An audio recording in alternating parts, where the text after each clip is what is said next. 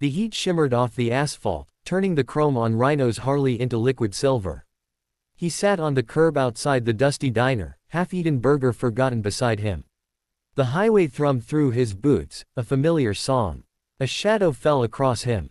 He looked up. A little girl, no older than 5, stood there barefoot in a thin pink nightgown with faded unicorns. Her blonde hair tangled, blue eyes wide and vacant. She stared at the snarling wolf patch on his vest. "Hey, little bird," Rhino said, voice low gravel. "You lost." She didn't answer at first. Then, thumb slipping from her mouth, she whispered, "Mommy's in the freezer." The words hit like ice in the heat. Her eyes held no game, only hollow horror. Rhino set the burger down slowly. "What was that, sweetheart?" She pointed a shaky finger toward a row of sun-bleached houses a few blocks away. He rose, knees cracking. This wasn't a kid's fantasy. He knelt. "What's your name?" "Lily," she whispered. "Okay, Lily. I'm Rhino. Show me where you live." She nodded jerkily and started walking. He followed, leaving his bike behind, dread coiling in his gut. Every road-honed instinct screamed nightmare. 2 blocks felt endless. The neighborhood looked peaceful, trimmed lawns, hissing sprinklers, but the contrast clawed at him. They stopped at a pale blue house. Red tricycle overturned in the grass, curtains drawn tight, newspaper still on the porch. Lily halted at the driveway's edge, arms wrapped around herself, shivering in the heat. Rhino called Sledge. "Press, it's Rhino." "Situation," he explained fast. "The girl, the diner, those 5 words, the eerie house." "Sledge, don't go in. Don't call cops yet. I'm 5 minutes out with hammer and dice." Rhino waited in the shade of a mailbox. Lily crept over, eyes locked on the front door like it might bite. "He'll be back," she whispered. "The monster gets his medicine." A low rumble grew, 3 Harleys. Sledge led on his road king, hammer and dice flanking. They parked quietly a house down. Sledge's sharp eyes went straight to Lily, bare feet, nightgown, 1,000-yard stare. "Confirmation," she said. "Her mom's in the freezer," Rhino repeated. "Monster's coming back for medicine." From inside, a faint thump. Thump, thump, like a weak heartbeat. All 4 men froze. The sound was real, desperate, from below. Sledge's face hardened to cold fury. "How long till he returns?" "Don't know." Thumping stopped. Silence pressed heavier. Sledge decided. "Fast way over right way." "Lily, is the monster's car here?" She shook her head. "It's loud. He'll be back soon." Hammer moved to the porch.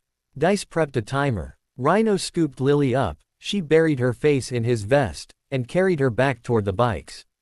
"We're getting your mommy. Be brave." Hammer kicked. Wood cracked like a gunshot, door flew open.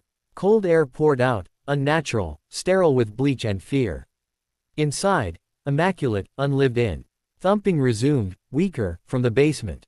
Kitchen door, heavy wood, new heavy-duty bolt and padlock on the outside. A cage. "Oh, you son of a bitch," Hammer growled. "No time for keys." Sledge sent for the crowbar from his saddlebag.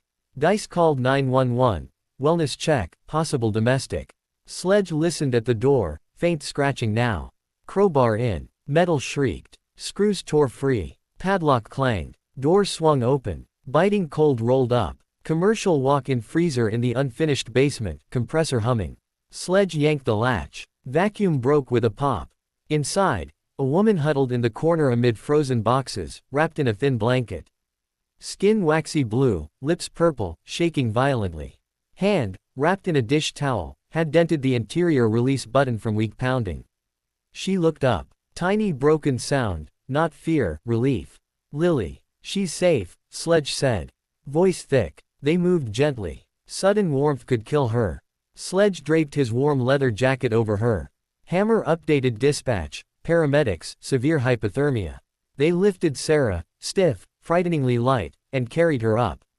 Outside, Rhino turned Lily's head away as they emerged into sunlight.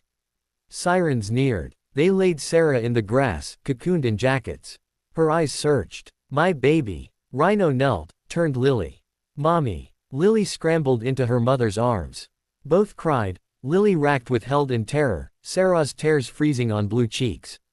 "It's okay, baby. The angels found us." Engines rumbled, dozens now.